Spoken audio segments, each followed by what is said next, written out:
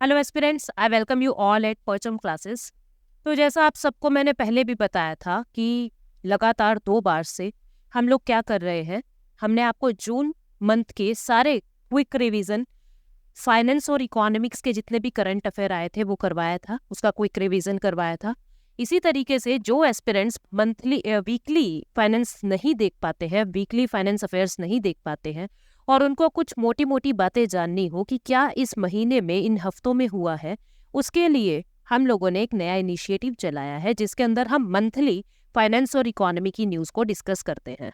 तो अब बारी है जुलाई मंथ की, क्योंकि 1 अगस्त है आज। तो जुलाई मंथ जो बीता है, जुलाई मंथ के अंदर जितनी भी फाइनेंस और इकोनॉमी की न्यूज़ आई थी उन सबका कंपाइलेशन या मैं कहूँगी क्विक रिवीजन हम लोग इस क्लास में कर रहे हैं। आगे बढ़ने से पहले एक और रिवीजन का बेस्ट तरीका जो हमारी परचम ऐप ने शुरू किया, दैट इज करंट अफेयर रफ्तार। करंट अफेयर रफ्तार के अंदर क्या होगा, जनवरी 2023 से जून 2023 इन 6 महीनों की जितनी भी न्यूज आई है उनकी हेडलाइंस आपको कंपाइल्ड वे में एक जगह मिल जाएंगी। किन किन टॉपिक्स की हेडलाइंस होंगी, ये आप सारी थीम यहाँ देख पा रहे हो, इन सभी थीम की हेडलाइंस आपको वहां मिल जाएगी। ठीक है, परचम ऐप पे आप इसकी PDF ले सकते हो। ये स्टार्ट हो चुका है, आप लोग इसको एनरोल कर सकते हो। अभी हम स्टार्ट करते हैं अपनी पहली न्यूज की तरफ।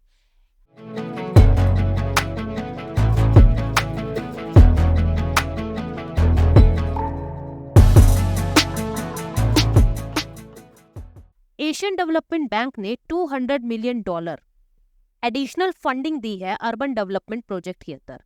देखो, जो एशियन डेवलपमेंट बैंक है भारत के इंफ्रा में बहुत मदद करता है। अभी जो ऑनगोइंग प्रोजेक्ट्स इंडिया के अंदर चल रहे हैं, इन्होंने उसके अंदर $200 मिलियन और ऐड किए हैं अपनी तरफ से फंडिंग में। तो ये $200 मिलियन जो दिए हैं, ये करेगा क्या? ये राजस्थान के अंदर जो सेकेंडरी टाउन्स डेवलपमेंट सेक्टर्स हैं, राजस्थान के अंदर जो पानी की समस्या है, वाटर और सैनिटेशन की जो समस्या है, उसको सॉल्व करने पे ये $200 मिलियन जो है वो खर्च किए जाएंगे। ठीक है, तो मैं आपको फिर बता रही हूँ, ये क्विक रिवीजन सीरीज है। इसकी डिटेल अगर आपको जाननी है तो आप वीकली वाले सेक्शन में जाइए। ठीक है, ये मंथली वाला सेक्शन है, इसमें हम क्विक रिवीजन कर रहे हैं। तो ये क्या है, ये $200 million Rajasthan secondary town development sector projects के अंदर वाटर सप्लाई और सैनिटेशन सिस्टम में पैसा लगाया जा रहा है। इसके अंदर क्या कहा जा रहा है, घरों तक वाटर सप्लाई के जो पाइप्स है वो पहुंचाए जा रहे हैं, सैनिटेशन अच्छा किया जा रहा है। ठीक है, सीवरेज ट्रीटमेंट प्लांट्स लगाए जाएंगे जिसमें जो गंदा पानी है उसको ट्रीट करके मल्टीपर्पज के लिए यूज किया जाएगा। और कम से कम 8 प्रोजेक्ट टाउन्स जो है वो रिहैबिलिटेट किए जाएंगे, जहां पे पानी नहीं पहुंच रहा था वहां तक पानी पहुंचाया जाएगा इन पैसों से।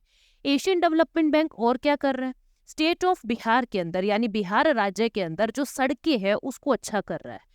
बिहार राज्य की जो ट्रांसपोर्ट कनेक्टिविटी है या सेफ्टी है उसको इम्प्रूव करने में भी पैसा लगा रहा है। एशियन डेवलपमेंट बैंक 19 दिसंबर 1966 में आया है। 68 कंट्रीज इसके मेंबर हैं। 49 एशिया से हैं। ठीक है, 19 एशिया के बाहर की है।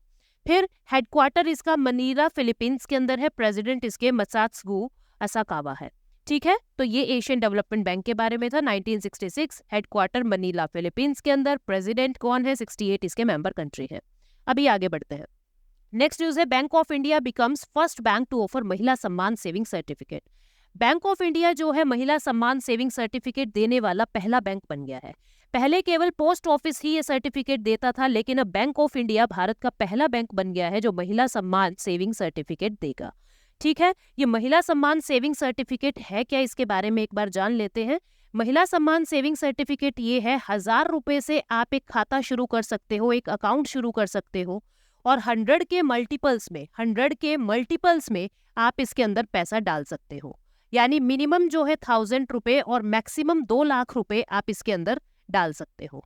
ठीक है, केवल विमेन के नाम पे ये अकाउंट होगा और इसके अंदर 7.5% रेट ऑफ इंटरेस्ट आपको मिलेगा, जो इस समय कहीं पर भी नहीं है। 7.5% रेट ऑफ इंटरेस्ट आपको मिलेगा। 2 साल की इस अकाउंट की मेच्योरिटी होगी। 2 साल के बाद आपको ये पूरा पैसा 7.5% ब्याज के हिसाब से मिल जाएगा।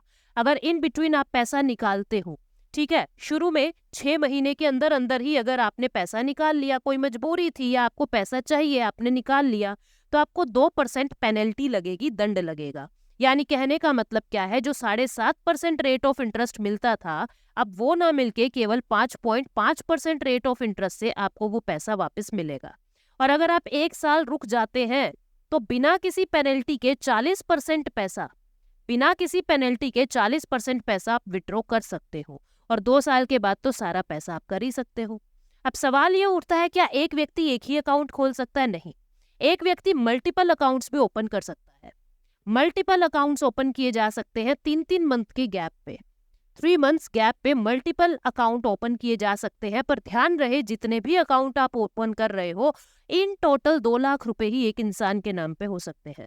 ठीक है, तो ये पूरी महिला सम्मान सेविंग सर्टिफिकेट था। एक और चीज, इसमें टैक्स देना पड़ेगा, ये टैक्स फ्री नहीं है, नॉट टैक्स फ्री, ये टैक्स फ्री नहीं है, इस बात को याद रखना। तो क्या न्यूज है कि जो बैंक ऑफ इंडिया है वो पहला बैंक बन गया है महिला सम्मान सेविंग सर्टिफिकेट स्कीम देने के लिए। ठीक है, ये सारी बातें यहाँ पे लिखी हुई है, जो बातें मैंने आपको शॉर्ट में बता दी है। उसके बाद बैंक ऑफ इंडिया के बारे में अगर हम जाने तो bank of India headquarter Mumbai Maharashtra में है। 7 सितंबर 1906 को फाउंड हुआ है। एमडी सीईओ रजनीश कर्नाटक है। टैगलाइन है relationships beyond banking. Next news क्या है? Indian Bank collaborates with national e governance service limited to introduce digital services under project wave initiative. Project wave का पूरा नाम देखिए पहले, world of advanced virtual experience, यानी कि ये कुछ डिजिटल एक्सपीरियंस की बातें कर रहा है। World of advance virtual experience, इसका मतलब क्या हुआ? जो हमारा इंडियन बैंक्स हैं वो कोलैबोरेट कर रहे हैं NESL के साथ। ये NESL है क्या? National e governance service limited. ये एक इंफॉर्मेशन यूटिलिटी है। पहले आप इंफॉर्मेशन यूटिलिटी के बारे में थोड़ा सा जान लीजिए। देखो, जो insolvency bankruptcy board of India है वो क्या करते हैं? इंफॉर्मेशन यूटिलिटी बताते हैं इंडिया के अंदर। ये इंफॉर्मेशन यूटिलिटी कौन है? जो डाटा को गैदर करते हैं, जितने भी बैंक्स के कस्टमर्स होते हैं उनका डाटा कलेक्ट करते हैं कि किस इंसान ने कितना पैसा किस बैंक से लिया हुआ है, किस दिन ये प्रीमियम दे रहा है या नहीं दे रहा है, कितने अकाउंट्स इनके नॉन परफॉर्मिंग एसेट्स में आ गए हैं। इन सब बातों का डाटा गैदर करता है इंफॉर्मेशन यूटिलिटी। और ये सारे का सारा जो डाटा गैदर होता है वो सारा डिजिटल माध्यम से होता है। ठीक है, डिजिटल माध्यम से होता है, कंप्यूटर के माध्यम से होता है। तो insolvency bankruptcy board of India ने NESL को एक इंफॉर्मेशन यूटिलिटी की तरह चूज किया हुआ है। IU का मतलब क्या है? कोई भी ऐसी ऑर्गेनाइजेशन जो डाटा गैदर करके दे रही है। उन्हीं में से एक है NESL, national e governance service limited. अब इंडियन बैंक ने क्या किया है? इसके साथ कोलैबोरेट किया है। और जो बैंक गारंटी मिलने में 3 से 4 दिन का वक्त लग जाता था, या जो लोन की प्रोसेसिंग होने में हमें वक्त लग जाता था, अब वो मिनटों के अंदर वो काम होगा। सारा काम ऑनलाइन और डिजिटल माध्यम से कस्टमर और बैंकिंग के बीच में एक स्मूथनिंग बढ़ाएगा। ठीक है, स्मूथ हो जाएगा सारा काम, क्विक हो जाएगा, फास्ट हो जाएगा, यानी सारा काम डिजिटल माध्यम से हो जाएगा। ये पूरी न्यूज इसके अंदर बताई हुई है। ई साइनिंग, ई स्टैंपिंग, सब कुछ इलेक्ट्रॉनिक होगा, कोई फिजिकल सिग्नेचर की जरूरत नहीं होगी और काम बहुत टाइमली मैनर में और बहुत जल्दी हो जाएगा। ठीक है, NESL है क्या? ये मैंने आपको बता दिया है। ये एक इंफॉर्मेशन यूटिलिटी है जिसको insolvency and bankruptcy board of India ने अपॉइंट किया है। ठीक है, इसको जो इंसॉल्वेंसी एंड बैंक्रप्सी कोड है ये 2016 में आया है। और इंडियन बैंक के बारे में बात करें तो 15 अगस्त 1907 को इसका फाउंडेशन हुआ है। हेडक्वार्टर चेन्नई तमिलनाडु में है। MD CEO शांतिलाल जैन है। टैग लाइन है योर ऑन बैंक, आपका अपना बैंक। ठीक है, इसके बाद नेक्स्ट न्यूज क्या है? Bank of India launched centralised pool buy out and co lending cell to boost priority sector lending. अब इसमें क्या था मैं आपको याद दिला देती हूँ। प्रायोरिटी सेक्टर लैंडिंग क्या होता है कि जो भी बैंक्स हैं, चाहे वो प्राइवेट बैंक हैं, चाहे वो पब्लिक बैंक है, चाहे वो फॉरेन बैंक है, कोई भी बैंक है, कुछ एक्सेप्शंस हैं जैसे RRB एक्सेप्शन है, मैंने वो सब प्रायोरिटी सेक्टर लैंडिंग में बताया हुआ है। ठीक है, जो मेरी इकोनॉमी की प्लेलिस्ट है ना जिसमें मैंने बेसिक चीजें बताई हुई है वहां बताया हुआ है। प्रायोरिटी सेक्टर लैंडिंग में क्या होता है? बैंक को कहा हुआ है कि आपको 40% लोन ऐसी कैटेगरी में देने होते हैं जो जरूरतमंद है, जिसके अंदर कैटेगरी बनाई हुई है। किसानों के पास इतना लोन जाना चाहिए, स्टूडेंट्स के पास इतना जाना चाहिए, MSME के पास इतना जाना चाहिए। तो प्रायोरिटी सेक्टर लैंडिंग के अंदर क्या होता है? हम प्रायोरिटी देते हैं लैंड करने में, कुछ सेक्टर्स को प्रायोरिटाइज कर रहे हैं लैंडिंग के केस में, यानी 40% पैसा वहां जाना चाहिए। अब बैंक्स को दिक्कत क्या होती है? कभी कभी बैंक्स ऐसी जगह पे होते हैं जहां पे रूरल पेनिट्रेशन होता ही नहीं है, किसान विसान वहां आता ही नहीं है। यानी दिल्ली के अंदर अब कोई किसान थोड़ा ना लोन लेने आएगा। आप समझदार हो, दिल्ली में पानी में हेडपंप लगाने की हैंडपंप लगाने की वहां पे जगह नहीं है, नलका वलका लगाने की जगह नहीं है, वहां क्या किसान खेती करेगा? एक के ऊपर एक मकान चढ़े पड़े हैं, है ना? तो ऐसी जगह पे क्या होगा, ऐसी जगह पे क्या होगा, जो बैंक्स हैं वो कोलैबोरेट कर रहे हैं किनके साथ? नॉन बैंकिंग फाइनेंशियल कंपनीज के साथ, एनबीएफसीज के साथ, और यूं कह रहे हैं कि हमने जो आपको लोन दिया है, ठीक है, उसका X% आप क्या करोगे? आप एग्रीकल्चर में दे रहे हो, अलग अलग जगह पे आप स्टूडेंट्स को दे रहे हो, या एमएसएमई को मदद कर रहे हो, micro small and medium enterprises को मदद कर रहे हो। हम उसको, मतलब हम क्या कर रहे हैं? कोलैबोरेशन कर रहे हैं, बैंक और नॉन बैंक आपस में कोलैबोरेट कर रहे हैं कि हमारी तरफ से ये पैसा किसानों तक नहीं पहुंचता, आप अपना एरिया ऑफ पेनिट्रेशन उस लेवल तक लेके जाओ और फिर हम मिलके ये 40% का टारगेट पूरा करेंगे। इससे क्या होगा? नॉन बैंकिंग फाइनेंशियल कंपनी और बैंक्स के बीच में कनेक्शंस अच्छे होंगे, रिलेशन अच्छे होंगे, और जिस इंसान को लोन मिलना चाहिए वहां तक लोन भी पहुंच जाएगा, बैंक के ऊपर भी ज्यादा बर्डन नहीं आएगा। तो ये विन विन सिचुएशन है, ठीक है। तो ये क्या किया है? एक अलग ही सेल बना दिया है, एक अलग ही डिपार्टमेंट बना दिया है, जहां पे कोई बैंक और जहां पे कोई नॉन बैंक आपस में कोलैबोरेट करेगा कि हम मिलके इस 40% के टारगेट को पूरा करेंगे, ठीक है। तो ये पूरी न्यूज थी जो मैंने आपको बताई कि ये एक अलग से को लैंडिंग का मतलब है कोऑपरेटिव लैंडिंग, मतलब हम मिलके कोऑपरेशन करेंगे लैंडिंग के फील्ड में। एक अलग से सेल बना दिया है जिससे प्रायोरिटी सेक्टर लैंडिंग बूस्ट होगा, ठीक है। बैंक ऑफ इंडिया की बात करें तो 7 सितंबर 1906 को आया है, ये सारी बात मैं आपको पहले ही बता चुकी हूँ। उसके बाद नेक्स्ट न्यूज क्या है? वर्ल्ड बैंक ने $200 मिलियन लोन दिया है हिमाचल प्रदेश के अंदर रीन्यूएबल एनर्जी बनाने के लिए। देखो, हिमाचल प्रदेश को 2030 तक हमें 100% ग्रीन स्टेट बनाना है, ये टारगेट है, ठीक है। तो 80% एनर्जी वहां पे आज भी हाइड्रो पावर प्रोजेक्ट से ही आ रही है, यानी ग्रीन सोर्स से आ रही है। अब हमें बचा हुआ जो 20% है उसमें भी रीन्यूएबल एनर्जी को प्रोड्यूस करना है, तो जिसके लिए बहुत सारी फंडिंग चाहिए, और उस फंडिंग में मदद की है वर्ल्ड बैंक ने $200 मिलियन दिए हैं, जिससे क्या है, वो फंडिंग रीन्यूएबल एनर्जी सेक्टर के लिए पूरी हो सके और हिमाचल जल्दी से जल्दी एक ग्रीन स्टेट बन सके। ये सारी बात यहाँ पे बताई हुई है। और ये जो पैसा है वो जो 14.5 साल के लिए आपको लोन मिला है, लेकिन 14.5 साल में आप नहीं दे पा रहे हो तो आपको 4.5 साल का ग्रेस पीरियड भी मिल जाएगा, आपको 4.5 साल का ग्रेस पीरियड भी मिल जाएगा, ठीक है। 14.5 साल के लिए दिया है वैसे तो, बट 4.5 साल का ग्रेस पीरियड भी मिल जाएगा। हिमाचल प्रदेश को ग्रीन स्टेट बनाना है 2030 तक। 80% एनर्जी अभी भी हाइड्रो पावर से आ रही है, बची हुई कैपेसिटी हमको इंक्रीज करनी है। वर्ल्ड बैंक की बात करें तो 1944 में आया, headquarter Washington DC United states में है, प्रेसिडेंट अजय बांगा है, भारतीय मूल के है ये। और वर्ल्ड बैंक एक इंटरनेशनल फाइनेंशियल इंस्टीट्यूशन है जो लो और मिडिल इनकम कंट्रीज को मदद करती है अलग अलग प्रोजेक्ट्स के अंदर, ठीक है। नेक्स्ट न्यूज क्या है? जीएसटीएन को prevention of money laundering act 2002 के अंदर ले आए। क्या है ये? समझो। जीएसटी नेटवर्क लिमिटेड, ठीक है। ये क्या है? ये एक ऐसी कंपनी है, नॉट फॉर प्रॉफिट कंपनी है, जो आपको मदद करेगी जीएसटी का इंफ्रा प्रोवाइड कराने में। जीएसटी का इंफ्रा, जीएसटी का नंबर, ये सब प्रोवाइड कराने में जीएसटी नेटवर्क लिमिटेड मदद करती है। कैसे आपको जीएसटी पे करना है, कब करना है, कहाँ करना है, कितना करना है, वो सब बातें इस कंपनी के पास है। अभी तक prevention of money laundering act के अंदर ये नहीं आता था।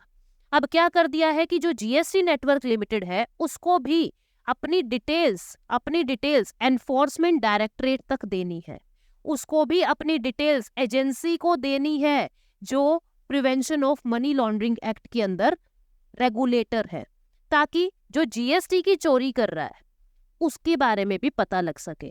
अब आप कहोगे मैडम जीएसटी में भी चोरी हो सकती है, बिल्कुल हो रही है, बहुत सारे केसेस पकड़े गए हैं, इसीलिए जीएसटी नेटवर्क लिमिटेड कंपनी को हमने क्या किया है, इस एम्बिट में ले आए हैं, prevention of money laundering act 2002 के अंदर ले आए हैं। यानी जो एनफोर्समेंट डायरेक्टरेट होता है उसके पास अब ये भी अपनी डिटेल्स देंगे, एनफोर्समेंट डायरेक्टरेट को और फाइनेंशियल इंटेलिजेंस यूनिट को अपनी इंफॉर्मेशन शेयर करेंगे, ठीक है। 59,000 केसेस ऑलरेडी 2 महीने के अंदर जीएसटी नेटवर्क लिमिटेड में फ्रॉड्स के पकड़े जा चुके हैं। जीएसटीएन है क्या, ये मैंने आपको बता दिया। इसका जो चेयरमैन होता है उसको गवर्नमेंट ही अपॉइंट करती है, जीएसटी नेटवर्क लिमिटेड का जो चेयरमैन होगा उसको गवर्नमेंट ही अपॉइंट करेगी। ठीक है, तो ये सब बातें मैंने आपको बता दी है। एनफोर्समेंट डायरेक्टरेट एक रिस्पॉन्सिबल एजेंसी है जो मनी लॉन्ड्रिंग के केसेस पे इन्वेस्टिगेशन करती है। फाइनेंशियल इंटेलिजेंस यूनिट क्या है? ये डिपार्टमेंट ऑफ रेवेन्यू यानी भारत सरकार का जो राजस्व विभाग है, डिपार्टमेंट ऑफ रेवेन्यू है, उसके अंडर आती है। ये इंटेलिजेंस को गैदर करती है, मनी लॉन्ड्रिंग के जितने भी केसेस है कैसे किए जा रहे हैं, कैसे उनसे बचा जा सकता है, उन सब इंफॉर्मेशन को गैदर करती है और prevention of money laundering act 2002 के अंडर काम करती है। ठीक है, तो ये बातें हमने की। नेक्स्ट न्यूज है Bharat campaign launched to boost agri infra funding. ये क्या है? मिनिस्ट्री ऑफ एग्रीकल्चर ने बैंक्स को ये कहा है कि हमको एग्री इंफ्रास्ट्रक्चर फंड बनाना होगा। हमें क्या करना होगा? हमें मिनिस्ट्री ऑफ एग्रीकल्चर ने ये कहा है कि हमें एग्री इंफ्रा फंड बनाना होगा। हमें एग्री इंफ्रा फंड, और इस एग्री इंफ्रा फंड से क्या होगा और इसमें कितना पैसा आएगा? 2025 से 26 तक हम लोगों को इसमें 1 लाख करोड़ रुपया इकट्ठा करना है। बैंक्स को कहा है कि आप लोगों की सहयोग की जरूरत है इस 1 लाख करोड़ को इकट्ठा करने में। अभी तक 72,000 करोड़ रुपए जो है वो कलेक्ट हो चुके हैं। हमको ये टारगेट पूरा करना है। और इस पैसे को यूज कहाँ किया जाएगा? पोस्ट हार्वेस्ट मैनेजमेंट में। पोस्ट हार्वेस्ट मैनेजमेंट में क्या होता है? कटाई के बाद या कटाई के वक्त आप जो एग्रीकल्चर का ध्यान रखते हो, रख रखाव रखते हो, कैसे? जैसे वेयर हाउसिंग के अंदर जो खर्चा लगता है, पैसा वहां जाएगा, एग्री इंफ्रा फंडिंग वहां पे यूज की जाएगी। फिर उनकी संभाल करनी है, मतलब उनका रख रखाव करना है, वो खराब ना हो जाए। उनके कंटेनर्स ऐसे होने चाहिए जिसमें लीकेज ना हो, वो ऐसे कंटेनर होने चाहिए जिसके अंदर नमी अंदर ना जाए, ह्यूमिडिटी अंदर ना जाए। तो इस तरीके से जो खर्चा होता है वो इस फंडिंग से पूरी की जाएगी। भारत का पूरा नाम क्या है? Banks heralding accelerated rural and agriculture transformation. ठीक है, तो ये बातें यहाँ पे है। और पोस्ट हार्वेस्ट मैनेजमेंट के अंदर क्लीनिंग का, सोर्टिंग का, ग्रेडिंग, पैकेजिंग, स्टोरेज और ट्रांसपोर्टेशन, क्वालिटी और क्वांटिटी विद सेफ्टी हमको इंप्रूव करनी है इस फंडिंग का यूज करके। ठीक है, नेक्स्ट न्यूज है इंडिया और EFTA ने अपना TEPA नेगोशिएशन किया है। TEPA क्या है? Trade and economic partnership agreement. ये EFTA क्या है ये समझो। EFTA देखो 1960 के अंदर ये कोलैबोरेशन आया, या मैं कहूँ ये एक ग्रुप बनाया गया। इस ग्रुप के अंदर कौन से देश है? जो यूरोपियन देश है, जो यूरोपियन देश तो है लेकिन यूरोपियन यूनियन के हिस्से में नहीं है। जो यूरोपियन कंट्रीज है लेकिन यूरोपियन यूनियन का मेंबर नहीं है। यूरोपियन यूनियन का मेंबर नहीं है। यूरोपियन कंट्री जो यूरोपियन यूनियन का मेंबर नहीं है, उन्होंने अपना EFTA नाम का एक अलग ग्रुप बनाया हुआ है। भारत अब इस नॉन यूरोपियन यूनियन के देशों के साथ कोलैबोरेशन कर रहा है, ट्रेड और इकोनॉमिक पार्टनरशिप एग्रीमेंट कर रहा है। ठीक है, इसके बारे में आप समझो। EFTA के बारे में 1960 में बना है। जो यूरोपियन यूनियन ज्वाइन नहीं करना चाहते, ये उन यूरोपियन स्टेट्स का एक कोलैबोरेशन है। 2020-21 में अगर हम देखें तो भारत ने इनके साथ 2.5% अपने ट्रेड का 2.5% इनके साथ किया है। अब हमने इनके साथ और डीलिंग की है कि हम टैरिफ और नॉन टैरिफ जितनी भी बीच में रुकावटें आती हैं उन सब रुकावटों को खत्म करते हुए अपने ट्रेड को आगे बढ़ाएंगे। ठीक है, तो ये सब बातें हमने की।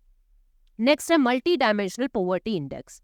United Nation development programme and Oxford poverty and human development initiative, ये दोनों हर साल मल्टी डायमेंशनल पॉवर्टी इंडेक्स देते हैं, जिसके अंदर ये देखा जाता है कि ऑल ओवर वर्ल्ड में पॉवर्टी कितनी चल रही है।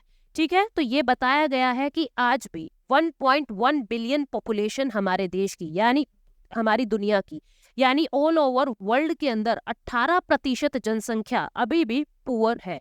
ठीक है, अगर हम इंडिया की बात करें तो इंडिया के अंदर जो इम्प्रूवमेंट है वो हो रहा है, पॉवर्टी पहले से कम हो रहा है।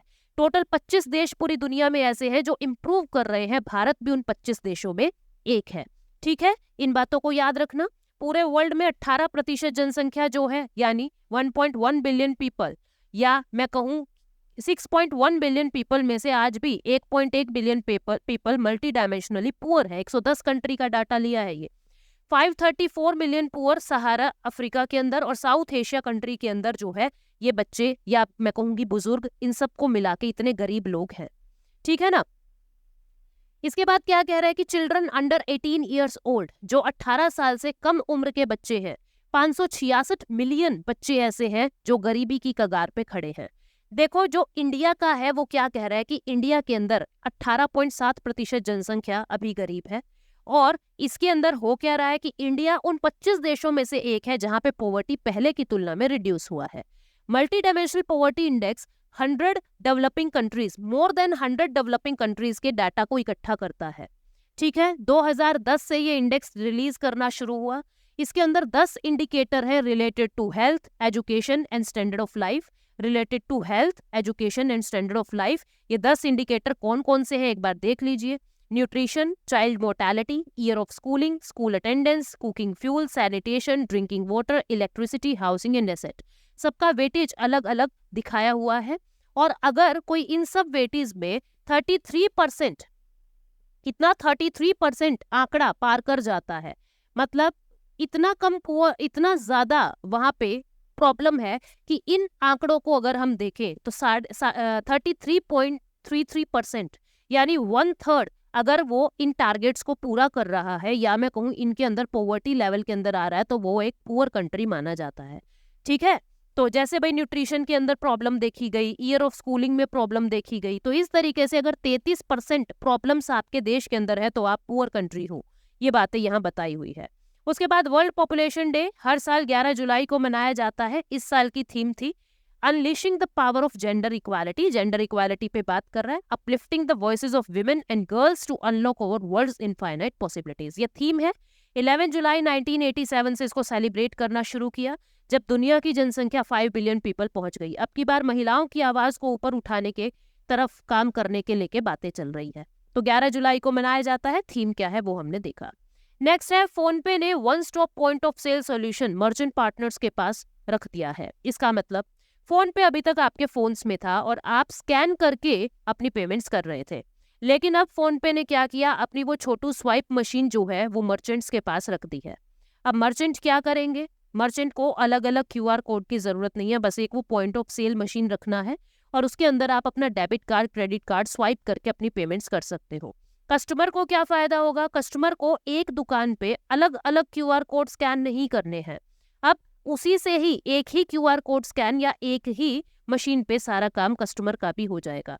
तो फोन पे ने अपना पॉइंट ऑफ सेल सॉल्यूशन जो है वो रख दिया है। ठीक है, नेक्स्ट न्यूज है, Razorpay India launched first international payment gateway in Malaysia via क्रोलैक। ये क्या कह रहे हैं, रेजर पे आपको पता है, रेजर पे एक पेमेंट गेटवे है इंडिया का। मतलब हम रेजर पे के माध्यम से अलग अलग, आप देखते होंगे ऑनलाइन पेमेंट जब आप करते हो तो रेजर पे के थ्रू जाती है। अब इस रेजर पे ने क्या किया है, मलेशिया के क्यूरलैक के साथ एक कोलैबोरेशन किया है, यानी अब रेजर पे के माध्यम से मलेशिया की पेमेंट्स भी हो सकेंगी। ठीक है, तो यानी ऑल ओवर वर्ल्ड में इंडिया का जो ये रेजर पे है वो अपने पांव फैला रहा है। ठीक है ना, समझ रहे हो। ये न्यूज थी जिसके बारे में बताया मैंने आपको। Now next news is government allowed NRIs as nominee in small saving schemes. आज तक जो NRI होते थे, मान लीजिए मैं हूं, ठीक है, मान लीजिए फॉर एग्जाम्पल मेरी सिस्टर NRI है और मैं चाहती हूं कि मेरे NRI कौन होते हैं, जो पैदा तो इंडिया में हुए हैं, पासपोर्ट तो इंडिया का है उनके पास, सिटीजनशिप इंडिया की है, लेकिन वो फॉरेन में रह रहे हैं। ठीक है, तो वो NRI हो गए, नॉन रेजिडेंट इंडियन, मतलब इंडिया में उनका रेजिडेंस नहीं है। अब मैं ऐसा चाहती हूँ कि मेरी सिस्टर जो NRI है वो मेरे अकाउंट की नॉमिनी बन जाए, तो अभी तक ऐसी पॉसिबिलिटी नहीं थी, आप NRI को नॉमिनी नहीं बना सकते थे। लेकिन अब क्या कर दिया कि NRI लोग जो है वो भी आपके अकाउंट में नॉमिनी बन सकते हैं। ठीक है, तो according to ministry of finance notification ऐसा कहा गया है कि अगर आपका कोई पब्लिक प्रोविडेंट फंड का अकाउंट है, नेशनल सेविंग सर्टिफिकेट्स के अकाउंट है, पोस्ट ऑफिस की जितनी भी सेविंग्स है, आप उसके अंदर NRIs को अपना नॉमिनी बना सकते हो और चाहो तो आप अपना नेम और सरनेम भी चेंज कर सकते हो, पर आपको एक लीगल प्रूफ देना पड़ेगा। ये सारी जानकारी यहाँ पे दी हुई है कि ये गवर्नमेंट सेविंग प्रमोशन एक्ट 1873 में अमेंडमेंट करके हमने ये कुछ बदलाव किए हैं, जिसमें ये कहा है कि जो पब्लिक प्रोविडेंट फंड है, नेशनल सेविंग सर्टिफिकेट है, सुकन्या समृद्धि योजना है, ठीक है, सीनियर सिटीजन सेविंग स्कीम है, महिला Samman Nidhi, post office time deposit, किसान विकास पत्र, पोस्ट ऑफिस के मंथली इनकम स्कीम, इन सब के अंदर आप NRIs को अब अपना नॉमिनी बना सकते हो, आप अपना नेम चेंज कर सकते हो, पर उसके लिए आपको क्या करना पड़ेगा, एक लीगल प्रूफ देना पड़ेगा अपने नए नाम का या नए सरनेम का। ठीक है, आप अपने अकाउंट को भी कन्वर्ट करा सकते हो। मान लीजिए कोई जॉइंट अकाउंट था, उनमें से एक पार्टनर मर गया है या डेथ हो गई है उसकी, तो अब क्या होगा, आप अपने जॉइंट अकाउंट को सिंगल अकाउंट में कन्वर्ट कर सकते हैं या सिंगल अकाउंट को जॉइंट अकाउंट में कन्वर्ट कर सकते हैं। तो अकाउंट कन्वर्जन का ऑप्शन भी अब ऐड कर दिया गया है। नेक्स्ट न्यूज है Henley passport index 2023। Henley passport index, इसके अंदर देखो मैंने शॉर्ट भी बनाया था और उस शॉर्ट में गड़बड़ है। क्या गड़बड़ है? जो रैंकिंग है इंडिया की, वो सभी न्यूज़पेपर्स ने 80 बताई हुई है, लेकिन एक स्टूडेंट के कहने पे, एक एस्पिरेंट के कहने पे, उसका कमेंट देखने के बाद जब उसने कहा कि ये ऑफिशियली 81st दिया हुआ है, तो मैंने चेक किया हेनले एंड पासपोर्ट की साइट पे जाके। तो ये सच है कि हेनले एंड पासपोर्ट ने जो ऑफिशियली इंडिया का रैंकिंग दिया हुआ है वो 81st दिया हुआ है। तो हम ऑफिशियल ही मानेंगे, हम ऑफिशियल ही मानेंगे, मतलब इंडिया का रैंक 81st मानेंगे क्योंकि यही ऑफिशियल साइट पे है। पहले 87 था हमारा रैंक, अब 81st है। हेनले पासपोर्ट इंडेक्स बताता क्या है? ये बताता है कि कोई एक कंट्री कितने ट्रैवल डेस्टिनेशन पे विदाउट वीजा मूव कर सकता है, कितने ट्रैवल डेस्टिनेशन पे विदाउट वीजा मूव कर सकता है। तो भारत का आंकड़ा क्या है? 57। भारत 57 ट्रैवल डेस्टिनेशंस पे विदाउट वीजा मूव कर सकता है और इंडिया का रैंक 81st है, नॉट 80। हर न्यूज़पेपर ने 80 दिखाया है, लेकिन ऑफिशियल वेबसाइट 81st दिखा रही है। जापान लगातार 5 सालों से फर्स्ट रैंक पे आता था, लेकिन अब थर्ड रैंक पे है। जर्मनी, स्पेन और इटली सेकंड रैंक पे है, ठीक है। और ये क्या करता है? 199 पासपोर्ट्स और 227 ट्रैवल डेस्टिनेशन के बारे में जानकारी देता है, जिसमें से भारत के बारे में 57 ट्रैवल डेस्टिनेशंस हैं कि आप 57 ट्रैवल डेस्टिनेशन पे विदाउट वीजा मूव कर सकते हो। सबसे स्ट्रॉन्गेस्ट पासपोर्ट सिंगापुर का है, ठीक है। यूएसए जो काफी ऊपर आता था, अब 8th पोजीशन पे आ गया है। फिर एक इंडेक्स होता है हेनले ओपननेस इंडेक्स, ठीक है। तो ये तो मैंने आपको सारी बात बता दी। एक इंडेक्स होता है हेनली ओपननेस इंडेक्स। इसके अंदर ट्रैवल डेस्टिनेशन नहीं बताया जाता, इसके अंदर ये बताया जाता है कि आप कितने देश में वीजा फ्री मूव कर सकते हो। इसमें 97 में से 94 रैंक इंडिया का है, मतलब इंडिया केवल 4 देश ऐसे हैं जहां पे वीजा फ्री जा सकता है। ये भूटान, नेपाल टाइप के देश हैं जहां पे भारत जो है बिना वीजा के जा सकता है, ठीक है। तो हेनली ओपननेस इंडेक्स के अंदर कंट्रीज के बारे में बात है, हेनली पासपोर्ट इंडेक्स में ट्रैवल डेस्टिनेशन की बात है। Next, BIMSTEC. बिम्स्टेक की मीटिंग हो रही है बैंकॉक, थाईलैंड के अंदर, और इस बार जो डिस्कशन हुआ है, यहाँ पे हमारे भी प्राइम मिनिस्टर गए हैं, या इस बार जो डिस्कशन हुआ है वो फूड, हेल्थ और एनर्जी सिक्योरिटी को लेके हुआ है। बिम्स्टेक है क्या? ये एक रीजनल कॉम्प्राइजिंग ऑर्गेनाइजेशन है जिसके 7 मेंबर हैं। Bhutan, India, Nepal, Bangladesh, Sri Lanka. 2 south east Asia से है, म्यांमार और थाईलैंड। टोटल 7 नेशन है। हेडक्वार्टर कहाँ है इसका? ढाका, बांग्लादेश के अंदर, यानी सेक्रेटेरिएट ढाका, बांग्लादेश के अंदर। और ये जो है कब बनी थी? 6 जून 1997 को ये अस्तित्व में आई थी बैंकॉक डिक्लेरेशन के द्वारा। ये बिम्स्टेक के बारे में है।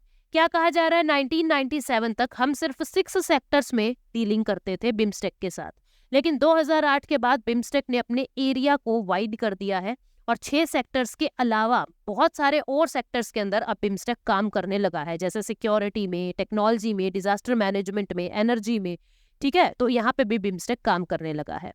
नेक्स्ट न्यूज क्या है? Universal postal union. Universal postal union United nation की एक स्पेशल एजेंसी है।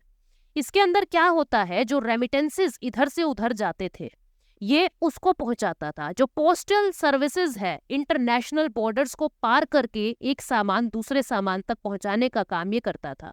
अब इसका कोलैबोरेशन हो गया है यूनिफाइड पेमेंट इंटरफेस के साथ, यानी यूपीआई के साथ। अब यानी जो काम होगा वो जल्दी हो जाएगा, सिक्योर तरीके से और फास्ट हो जाएगा।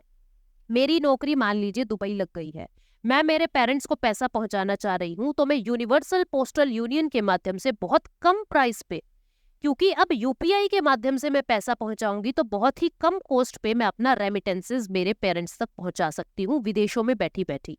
तो ये न्यूज थी कि यूनिवर्सल पोस्टल यूनियन ने यूपीआई के साथ कोलैबोरेशन कर लिया है और जितनी भी पोस्टल सर्विसेज है उसका रीच एक्सटेंसिव हो गया है, ठीक है। और रीच एक्सटेंसिव होने के साथ जल्दी काम होगा और सेफ और सिक्योर तरीके से काम होगा, ठीक है। यूनिवर्सल पोस्टल यूनियन की अगर हम बात करें तो ये यूनाइटेड नेशन की एक स्पेशलाइज्ड एजेंसी है। ये सेकंड ओल्डेस्ट इंटरनेशनल ऑर्गेनाइजेशन है। 1874 में ट्रीटी ऑफ बर्न के माध्यम से ये बनी थी। इसका हेडक्वार्टर बर्न स्विट्जरलैंड के अंदर है। 4 बॉडीज मिला के यूपीयू बनता है, Congress, the council of administration, postal operation council और इंटरनेशनल ब्यूरो। ठीक है, ये एक्सप्रेस मेल सर्विसेज और टेलीमैटिक्स को भी ओवरसीज करता है, एक देश से दूसरे देश में पहुंचाता है। ठीक है, इसमें मेंबर कौन है? जो यूएन के मेंबर है वो सब इसके मेंबर हैं, लेकिन कोई नॉन यूएन मेंबर, कोई देश ऐसा जो यूएन का मेंबर नहीं है और यूपीयू का मेंबर बनना चाहता है, वो भी बन सकता है। जब यूनाइटेड नेशन के 2/3 मेंबर्स उस देश के लिए हाँ कर दे, तो वो जो एक नॉन यूएन मेंबर है वो भी इसका मेंबर बन सकता है। ठीक है, तो ये बात बताई हुई है। इंडिया ने 1876 में इसको ज्वाइन किया था। काम क्या है इसका वो आपको समझ आ ही चुका। इंटरनेशनल बॉर्डर्स को पार करते हुए मेल्स को, पार्सल को, फाइनेंशियल सर्विसेज को एक स्थान से दूसरे स्थान पे पहुंचाना। नेक्स्ट है, इंडिया और यूएई ने एक फ्रेमवर्क साइन किया है कि जो ट्रेड होगा, क्रॉस बॉर्डर ट्रांजैक्शन होगा, वो लोकल करेंसी के अंदर होगा। इंडिया की करेंसी रूपी और यूएई की करेंसी दिरहम। दोनों ने एक डील तो ये की है, हमारे यहाँ के आरबीआई गवर्नर शक्तिकांत दास ने और उनके सेंट्रल बैंक के गवर्नर, जिनका नाम क्या है यहाँ पे दिया हुआ है, खालिद मोहम्मद बालामा, इन दोनों ने डील साइन की है कि जितना भी व्यापार होगा हम लोकल करेंसी में करेंगे, दिरहम और रूपी में करेंगे। पहली डील तो ये की है। दूसरी डील क्या की है? जो हमारा मैसेजिंग सिस्टम है, यानी कि जो पैसा इधर से उधर जाता है, जो मैसेजिंग सिस्टम है, उसमें कोलैबोरेशन कर दिया गया है। क्या कोलैबोरेशन किया है आप देखना, इसके अंदर सेकंड एमओयू जो हमने साइन किया है कि हम मैसेजिंग सिस्टम और पेमेंट सिस्टम को कोलैबोरेट कर रहे हैं। भारत का जो यूपीआई है उसको यूएई के इंस्टेंट पेमेंट प्लेटफॉर्म के साथ कनेक्ट किया जा रहा है, ताकि जो रुपए है और यूएई का जो स्विच है वो आपस में कनेक्ट होके पैसा यूएई से भारत और भारत से यूएई एक आदमी आसानी से दूसरे को भेज सके। ये भी सेकंड डीलिंग हमने की है। नेक्स्ट न्यूज है, एचडीएफसी फर्स्ट बैंक बन गया है रूपी यानी सेंट्रल बैंक को क्यूआर कोड के साथ कनेक्ट करने में। मतलब अभी तक जो सेंट्रल डिजिटल बैंक था आपका, सेंट्रल डिजिटल बैंक करेंसी थी, यानी जो आरबीआई ने ई रूपी लॉन्च किया था 1 दिसंबर 2022 को, वो अभी तक क्यूआर कोड के माध्यम से ऑपरेट नहीं होता था। एचडीएफसी पहला बैंक बन गया है जो क्यूआर कोड के माध्यम से उस ई रूपी को यूज करने की परमिशन दे रहा है, यानी फैसिलिटी दे रहा है। ठीक है, 12 शहरों के अंदर, 12 बड़े शहरों के अंदर एचडीएफसी ने ये सुविधा अभी शुरू की है। ये पैन इंडिया प्रोग्राम नहीं है, ये भी पायलट प्रोजेक्ट है, पायलट बेसिस पे ये काम अभी चल रहा है। ठीक है, नेक्स्ट न्यूज है, गूगल पे ने यूपीआई लाइट को इंट्रोड्यूस कर दिया है। जैसे आपका फेसबुक लाइट होता है, ऐसे यूपीआई लाइट है। फेसबुक लाइट में आपको बार बार अपना आईडी पासवर्ड डालना नहीं पड़ता अपनी फेसबुक चलाने के लिए। ऐसे ही यूपीआई लाइट में आपको बार बार अपना पिन डालना नहीं पड़ता अकाउंट को चलाने के लिए। तो आप कहोगे मैडम इससे तो इनसिक्योरिटी हो जाएगी, कोई भी फोन लेके पैसा इधर से उधर भेज देगा। ऐसा नहीं है, आप इसमें एक बार में 2000 रुपए ही अपलोड कर सकते हो। पूरे दिन में 2 बार ऐसी क्रिया कर सकते हो, यानी 4000 रुपए पूरे दिन में अपलोड करोगे। और एक टैप के साथ एक बार में यूपीआई लाइट से 200 रुपए की ही पेमेंट होगी, केवल 200 रुपए की पेमेंट होगी एक बार में। ठीक है, तो यानी ये छोटी छोटी पेमेंट्स के लिए ये स्टेप लिया गया है। और गूगल पे जो है वो दुनिया का भारत का सेकंड लार्जेस्ट प्लेटफॉर्म है ये यूपीआई का काम करने के लिए। दूसरा सबसे बड़ा और फर्स्ट सबसे बड़ा कौन सा है? फोन पे।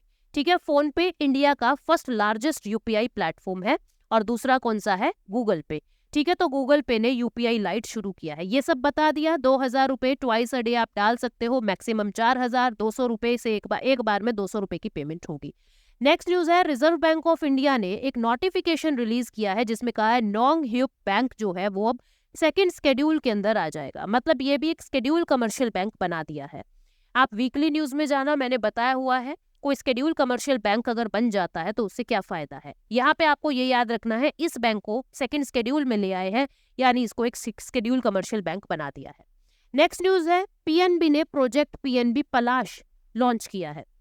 ये एक सस्टेनेबल प्रोजेक्ट है, 8 महीनों का लंबा प्रोजेक्ट है जिसके अंदर जितने भी एम्प्लॉय हैं पीएनबी के उनका पार्टिसिपेशन एक्टिव दिखाया जा रहा है। जिसके अंदर क्या होगा, जो एनवायरमेंट रिलेटेड काम है, पूरे एम्प्लॉय, पूरा स्टाफ मिलके एनवायरमेंट रिलेटेड सस्टेनेबल काम जो है वो करेगा, जिसको प्रोजेक्ट पलाश का नाम दिया जा रहा है। ठीक है, एनर्जी कंजर्वेशन के, रिसोर्स कंजर्वेशन का, ठीक है, एनवायरनमेंट को प्रोटेक्ट करने का, कुछ ऐसा काम ये सारे एम्प्लॉय मिलके पीएनबी के करेंगे, जिसको प्रोजेक्ट प्लाश नाम दिया है। उसके बाद जो एचडीएफसी है वो दुनिया का 7th लार्जेस्ट ग्लोबल लेंडर बन गया है, ठीक है। $100 बिलियन मार्केट कैप इसका हो गया है और ये दुनिया का सबसे बड़ा 7वां लार्जेस्ट लेंडर बन गया है। सबसे पहले नंबर पे कौन है? अमेरिका के 2 बैंक हैं। अमेरिका के 2 बैंक जेपी मॉर्गन चेज और बैंक ऑफ अमेरिका, इनका इतना वैल्यू है, ये आप देख रहे हो बोर्ड पे। उसके बाद 3rd और 4th प्लेस पे चाइना का जो बैंक है आईसीबीसी और एग्रीकल्चर बैंक चाइना का, वो 3rd और 4th प्लेस पे है, ठीक है। उसके बाद जो एचडीएफसी है वो स्लाइटली आगे है, वेल फार्गो और एचएसबीसी एचडीएफसी से थोड़े से आगे हैं। उसके बाद एचडीएफसी का नंबर आता है। नेक्स्ट न्यूज है, आरबीआई ने 22 कंट्री के साथ रूपी ट्रेड करने के लिए वोस्ट्रो अकाउंट ओपन करने की बात कर दी गई है। जो कल की न्यूज आई है वहां मैंने डिटेल में वोस्ट्रो अकाउंट बताया है, क्या होता है, क्या फायदा है। यहाँ पे आपको सिर्फ इतना बता रही हूँ कि आरबीआई ने 22 कंट्री के साथ डील कर ली है कि हम आपका वोस्ट्रो अकाउंट अपने देश में खोलेंगे ताकि रूपी का इंटरनेशनलाइजेशन हो सके, ठीक है। नेक्स्ट न्यूज है, Indian bank gets 5,729 crore from depositor education awareness fund. ये एक 100 डेज 100 पे कैंपेन चलाया था आरबीआई ने, जिसके अंदर क्या कहा था, जितना भी अनक्लेम्ड डिपॉजिट है, मतलब अनक्लेम्ड डिपॉजिट क्या होता है? ऐसा डिपॉजिट या ऐसा अकाउंट जो पिछले 10 साल में छेड़ा ही नहीं गया, ना तो उसमें कुछ पैसे डलवाए ना ही निकलवाए, उसमें कुछ नहीं ट्रांजेक्शन किया गया, उसको अनक्लेम्ड डिपॉजिट कहते हैं। तो आरबीआई ने क्या कहा बैंक्स को कि आप लोग, एक फंड बना रहा हूं मैं, जितना भी आपके पास अनक्लेम्ड डिपॉजिट है वो सारा उसमें डाल दिया जाए, फिर हम उस पैसे को, जो भी उसका लीगल हायर होगा, जो भी उसका उत्तराधिकारी होगा, हम वो पैसा उस क्लेमेंट तक पहुंचाएंगे। तो अब ये कहा गया है कि अब बैंक्स को काम पे लगा दिया है कि जो भी लीगल क्लेमेंट है वहां तक उसका पैसा पहुंचाया जाए। तो अभी 5,729 करोड़ रुपए इस फंड से क्लेमेंट तक पहुंचाए जा रहे हैं, ठीक है। नेक्स्ट न्यूज है, फोन पे ने टैक्स पेमेंट फीचर भी इंक्लूड कर दिया है अपनी ऐप में। अब आप फोन पे के माध्यम से इनकम टैक्स पे कर सकोगे घर बैठे। इससे फायदा क्या होगा? एक तो आपको कुछ एक्स्ट्रा रिबेट्स मिल जाएंगे, दूसरा फायदा ये होगा सेल्फ असेस कर सकोगे आप कि कितना टैक्स कैसे कब भरा जाता है, आप खुद का सेल्फ असेसमेंट कर सकोगे।